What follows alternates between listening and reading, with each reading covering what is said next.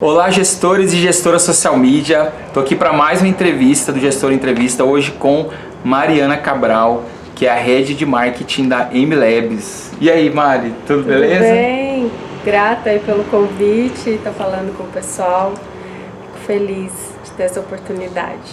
Que bom, também estou muito feliz, viu? Muito legal você ter aceitado esse convite. A Mari, no final da entrevista, eu vou falar para vocês o tanto de tempo que eu conheço ela e os dotes que ela tem na música, mas só no final da entrevista, só quem acompanha até o final. Mari, conta aí, como é que você começou no marketing digital? Bom, a minha formação, ela não é de marketing, né? Eu sou historiadora de formação, me formei em 2001 e até então eu só tinha certeza que eu não queria ser professora nem dar aula de história, eu fiz o curso porque eu gostava de história. E pouco tempo depois eu comecei a estudar fotografia, fiz um curso de fotografia e decidi que eu ia fazer uma pós-graduação em comunicação. Foi quando eu me mudei para São Paulo, fiz essa pós-graduação e desde então trabalhei com marketing digital, passando por diversas áreas. Na época que eu comecei a trabalhar, o marketing digital ainda nem se falava tanto, né? O marketing digital se resumia a portais, os primeiros portais. Na época a gente estava falando do começo de Orkut, nem se falava em redes sociais, em Facebook, ainda estava tudo muito no começo. E aí eu trabalhei com assessoria de imprensa, trabalhei em alguns públicos, na Câmara Municipal de São Paulo, Secretaria da Educação do Estado de São Paulo, sempre com redação e assessoria de imprensa. A parte de conteúdo, ela veio logo desde o princípio, porque querendo ou não, eu trazia essa bagagem da faculdade, né, do curso que eu fiz, tinha muita leitura, muita produção de conteúdo, claro que é bem diferente, né? E aí foi um caminho meio que sem volta, assim, graças a Deus. Mas eu também trabalhei durante muito tempo como freelancer de conteúdo. Que legal. Até que eu cheguei na MLabs, eu trabalhei durante muito tempo produzindo conteúdo para estratégias de inbound marketing. Então eu acompanhei o inbound marketing, o nascimento não do inbound, porque o inbound é muito antigo, né? Mas do termo mesmo, quando isso começou a fazer cair na boca do pessoal, aqui no marketing Brasil, de conteúdo, né? Exatamente. Então eu comecei meus primeiros freelas com marketing de conteúdo, até que há 2 anos e alguns meses eu comecei a trabalhar na MLabs. MLabs é ainda uma startup pequena na época, né? Conta aí então, já que você falou da MLabs, né? O que é, para quem não conhece, né? Porque talvez tenha alguém que está assistindo aqui e não sabe o que é MLabs e não sabe que ferramenta é essa, né? O que é MLabs? Assim, né? Falando de funcionalidade, a MLabs é uma ferramenta de gerenciamento de redes sociais. Hoje a gente já é a maior ferramenta de marketing do Brasil. São mais de 118 mil marcas que usam a MLabs. E é uma ferramenta que nasceu com um propósito de inclusão dos micro e pequenos empreendedores no marketing digital. A gente acabou sendo muito conhecido por agências e a MLabs ela foi abraçada pelas agências mesmo, principalmente as pequenas agências, mas tem muitas grandes marcas que usam a MLabs também. Então a gente tem desde Federação Brasileira de Futebol, times de futebol, músicos, artistas, grandes agências, até o pequeno, aquele cara que está fazendo ali o marketing da própria empresa. Sim. As agências pequenas, os freelancers, os social media, os consultores de marketing, professores. Mas a ferramenta nasceu com esse propósito de inclusão dos micro e pequenos, e é por isso que a MLabs nasceu com um preço tão acessível, né? O que a gente vem de um mercado onde as ferramentas de marketing basicamente são estrangeiras, cobrando em dólar, e a gente vem com uma ferramenta para cobrar aí um preço que cabe no bolso de qualquer um, R$12,90, com planos até mais baratos que isso, um plano de agendamento de R$5 por mês. E não é à toa, porque o nosso objetivo é mesmo fazer com que esse cara ele consiga empreender, consiga ter resultado através do marketing, que ele acredite que o marketing é para ele. Eu brinco, a gente quer desgourmetizar o marketing. Legal. Fazer com que todo mundo possa fazer marketing. E a MLabs, ela é, vamos dizer assim, o carro-chefe desse nosso propósito, mas não é só isso. Para a gente conseguir cumprir com esse propósito, tem muito mais coisa para acontecer. É uma ferramenta que precisa ser cada vez mais intuitiva, precisa trazer cada vez mais insights de inteligência para que esse cara consiga não só operar todas as redes sociais dele em um só lugar e ganhar tempo, mas para que ele consiga saber exatamente o que ele precisa fazer para ter resultado. Para otimizar, melhorar. Então, esse é o futuro da MLabs, né? Trazer cada vez mais insights e informações que vão ajudar ele a ter o resultado que ele precisa. Que legal. Depois do que você falou, eu tenho que te perguntar uma coisa. O que a gente pode esperar da MLabs para 2020?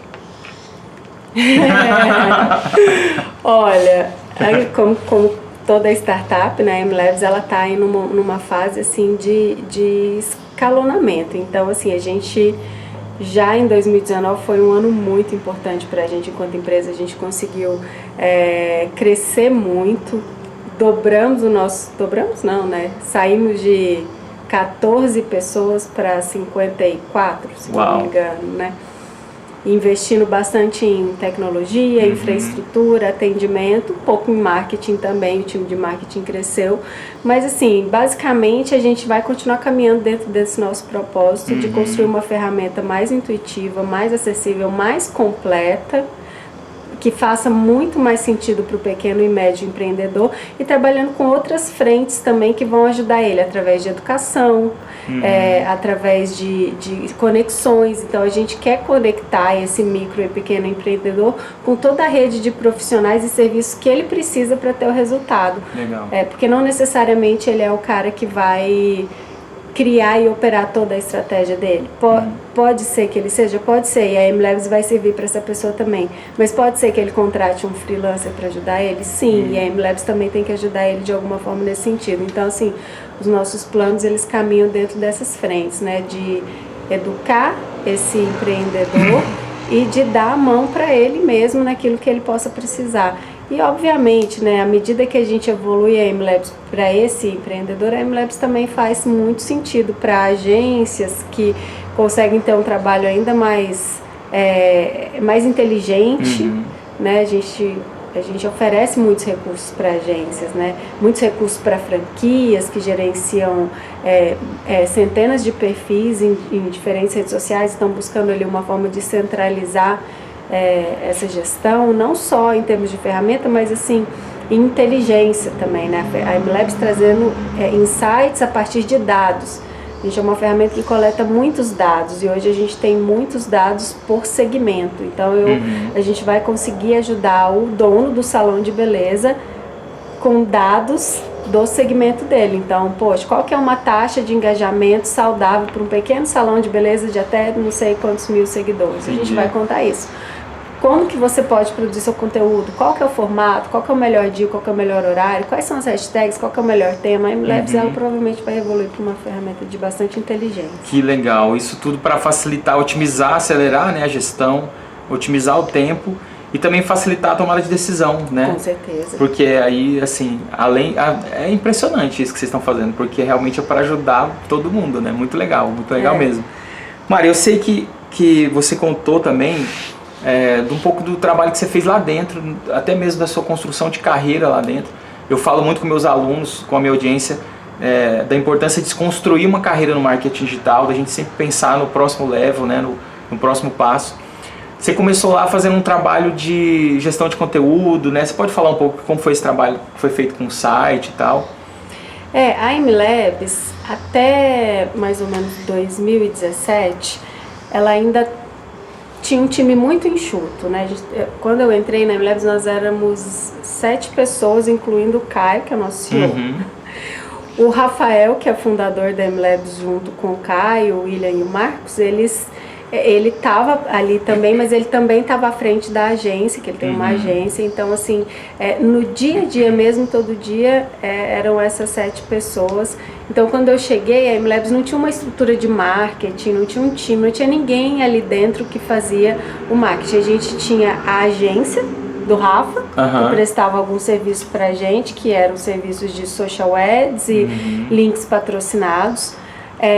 Tínhamos um site. Toda a operação da MLabs ela é baseada na compra pelo site, então é totalmente self-service.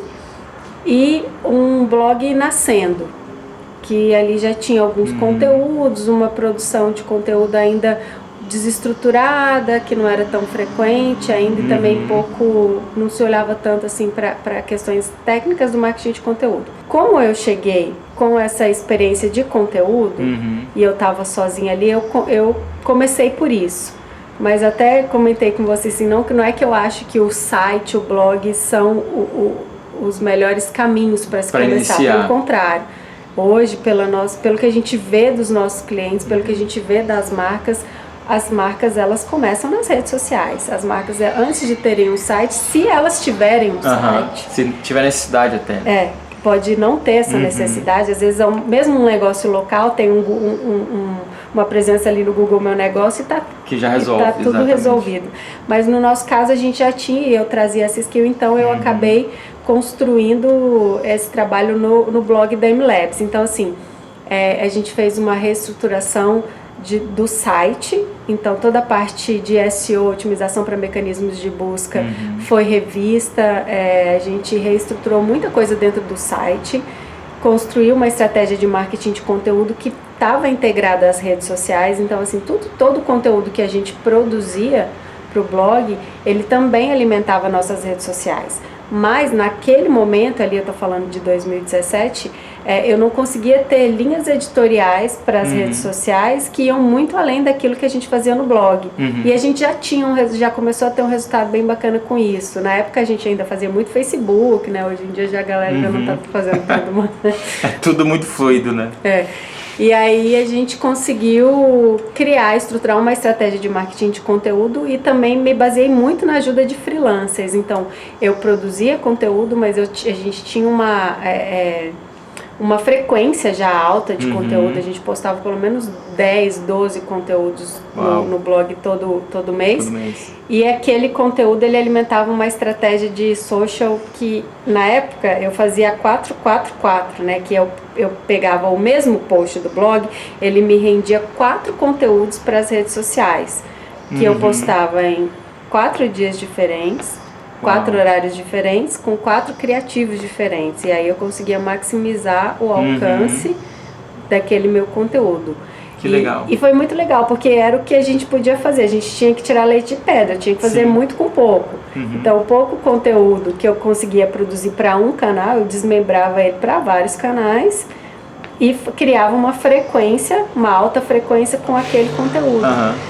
O mesmo conteúdo, ele era postado 4 vezes. 4 vezes, entendi. 4 pontos de contato, então. Só que em 4 vezes, em 4 dias diferentes, 4 horários diferentes, com 4 criativos diferentes. Pega essa dica aí, é interessante. Mas eu não postava, obviamente, eu produzia na época conteúdos que a gente chama de evergreen, né? Que são conteúdos que sempre fazem sentido, não é uma coisa que Entendi, passa. você focava nesses, então. Então eu já deixava o meu post agendado para um intervalo de 1 mês entre cada post. Então geralmente eu conseguia ter post agendado para 4, 3 meses para frente, que saía do mesmo conteúdo do blog. Era como eu conseguia fazer para cuidar do blog e das redes sociais. Na época a gente estava fazendo o quê? Basicamente Facebook, pouca coisa de Instagram e pouca coisa de LinkedIn também. Mas assim foi no primeiro ano. Óbvio que o resultado mais massivo veio mesmo do trabalho que a gente fazia no blog e da reestruturação do site. A gente conseguiu crescer o nosso tráfego orgânico no primeiro ano de estratégia em mais de 600%. E aí a gente começou de fato a concorrer com grandes sites de marketing e foi muito legal, porque a gente trouxe tráfego orgânico, a gente aumentou a autoridade do domínio da MLabs, isso teve um impacto direto nos nossos anúncios, né? Eu conseguia, quando eu aumento o domínio de uma página, o índice de relevância daquela página para os anúncios também aumenta e o custo daquele anúncio fica mais barato. Então, assim, eu vejo que apesar de eu não achar hoje que esse é o melhor caminho, principalmente para o pequeno, porque é trabalhoso, uma estratégia de marketing de conteúdo e SEO para trazer resultados leva tempo mesmo, de 6 meses a 1 ano, para você começar a ter esse resultado.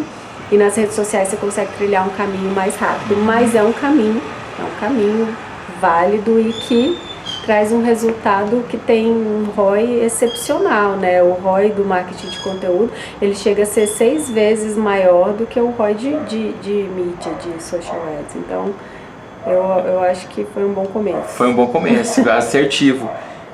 Hoje em dia eu percebo, e vocês estão de parabéns pelo conteúdo que vocês estão trabalhando no Instagram, né? Assim, tem um destaque interessantíssimo.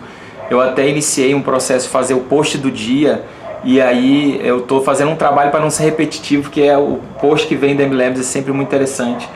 Fala um pouco pra gente de como é agora esse trabalho de conteúdo do Instagram da MLabs. Hoje a gente está num outro momento, né? Nosso time já cresceu, então a gente tem ali algumas pessoas dedicadas para conteúdo nas redes sociais, algumas pessoas dedicadas para conteúdo no blog, para inbound marketing, para mídia, designers, time de criação. Então a gente já tem tudo mais estruturado, mas eu entendo que assim, essencialmente a gente não mudou aquilo que é a chave, que é produzir o conteúdo que realmente faça sentido e que ajude o nosso público, porque ajudar esse público faz parte do nosso propósito. Do nosso negócio, sim, do negócio de vocês. Até mesmo para ele conseguir fazer um bom uso da MLabs, ele precisa de estar educado para isso. Ele precisa saber o que é um dark post, ele precisa saber como que ele vai gerenciar os anúncios dele, ele precisa conhecer as ferramentas. Então, assim, a gente sempre pautou o nosso conteúdo muito nessas dores do social media, dos diferentes estágios de conhecimento que ele pode estar, do começo, o mais avançado, mas pensando que o empreendedor, ele é um cara que ele está começando. Então, assim, a gente produz conteúdo para o social media que está num estágio mais avançado, sim, mas a gente também não deixa de olhar ali para outra ponta para esse cara. E assim, a gente intensificou nossa produção de conteúdo no Instagram esse ano, mas também nas outras redes sociais. É que o Instagram é o Instagram. O Instagram tá bombando. E esse ano eu acho que ele vai crescer mais ainda, com certeza, sabe? Mais certeza. ainda. O Instagram, o Stories, né? É uma tendência que veio para ficar. Então, assim, a gente aproveitou, a gente surfou na onda do Instagram, da gente ter, né, um algoritmo mais favorável que o do Facebook. Nosso crescimento no Instagram, a gente saiu de uma conta que produzia pouco conteúdo. Hoje a gente produz conteúdo diariamente, a gente tem mais de 8 linhas editoriais diferentes para o Instagram. Isso gera uma frequência no Instagram semanal, onde a gente posta pelo menos 2 vezes ao dia. Então, assim, os resultados vêm, né? Quando você tem um alinhamento de conteúdo que resolve uma dor do seu público, você tem um voice deck bem definido, você consegue conversar de um jeito que aquela pessoa entenda, com simplicidade, mantém uma frequência, o resultado vem. Ainda que você não coloque dinheiro em mídia. Por exemplo, o Instagram e o Facebook são redes sociais onde a gente faz social ads, a gente coloca dinheiro ali, mas assim, é muito pouco. Se a gente for comparar com o que a gente investe em link patrocinado, com o que a gente investe em outras coisas, ainda é muito pouco. Os nossos melhores resultados vieram de posts sem nenhuma verba de mídia. Que interessante. Isso é o conteúdo sempre vence. É o conteúdo. Você pode explicar para o pessoal o que é esse voice deck que você falou, que talvez alguém não conheça esse termo e tal, né? No nosso planejamento estratégico digital, quando a gente faz todo ano, quem encabeça isso é o Rafa, que é a especialidade dele, não, Rafael Kiso. A gente estrutura toda a parte de contexto, mercado, faz uma análise mesmo de mercado, das nossas dores, nossas fraquezas, tudo aquilo. E quando a gente chega na parte estratégica, a gente define um voice deck. Na verdade, o voice deck ele pode ir sendo adaptado ao longo do tempo, mas basicamente é o tom de voz da marca. Como que a marca conversa? Quais são, como que ela se comunica? Qual que é? A gente personifica mesmo, como que a nossa brand persona conversa, né? Se eu fosse a MLabs, como que eu conversaria com você, Cássio? Exatamente. E aí a gente cria um documento mesmo, um documento que traz exemplos reais de conteúdos, de respostas, e esse voice deck alimenta tudo isso, alimenta a nossa estratégia de relacionamento. Então, assim, quem cuida de monitoramento, comunidade, interação, segue o voice deck. Significa que no voice deck tem a piada que é permitida, a piada que não é permitida, Tem também o emoji que a gente usa, o emoji que a gente não usa. A gente vai usar coraçãozinho de emoji? Vai, mas vai usar o coraçãozinho laranja. Não vamos usar o coraçãozinho vermelho, entendeu? Tudo isso a gente define ali no Voice Deck. Para a gente garantir que a gente tenha uma uniformidade na comunicação de todos os canais da MLabs. Que é a voz da marca, né? É a voz da marca. E abrange até possíveis casos de gestão de crise também. Totalmente. O Voice Deck, ele também tem que abordar como que a gente conversa na crise. Porque a MLabs, que é uma marca muito divertida, a gente fofa, brinca, né? A gente é fã e tal. Na hora que a gente tem uma crise, a gente não pode deixar de ser quem a gente é, mas a gente também não pode tratar com brincadeira. A gente já passou por isso e assim, é possível continuar tendo a leveza, sendo respeitoso, sendo empático e mesmo numa crise. Mas tem que resolver, né? Tem que conseguir diluir aquilo ali da melhor maneira possível. Com certeza. Muito legal. Olha, eu ficaria mais meia hora aqui, né? Perguntando e conversando com a Mari. Mas a gente já tá aí com 21 minutos de entrevista, hein? Olha só, Mari, que dica que você dá para quem quer começar a trabalhar com mídias sociais ou já é um social media e quer aprimorar mais aí nessa gestão de mídias sociais? Tem bastante coisa que a gente pode falar, assim, mas eu sinto que o melhor jeito de aprender é fazendo, né? A gente precisa fazer, precisa botar a mão na massa, assim. Eu vejo que o gestor de social media, ele tem que ser um heavy user de redes sociais mesmo. Ele tem que saber usar as redes sociais. Então, assim, se você não é um nativo digital, conviva com um nativo digital. Senta do lado do primo que mexe no Facebook e seu que já sobrinho nasceu mexendo, que esse cara tem muita coisa para ensinar. Então, assim, respira o ar do nativo digital. Eu entendo que é um bom começo. Quando você consegue destrinchar mesmo os recursos das redes sociais, você tem condição de passar para um próximo nível, que é, de fato, entender os recursos profissionais, os recursos que as redes sociais têm para marcas. Mas, acima de tudo, a parte técnica, a gente aprende. Eu acho que é muito importante que o social media ele tenha como diferencial a questão do planejamento da estratégia focada no público. Então, assim, entender com quem você está falando é 50% do sucesso da sua estratégia. Com quem você está falando, o que aquela pessoa está buscando, qual que é a dor dela, como é que você pode ser útil.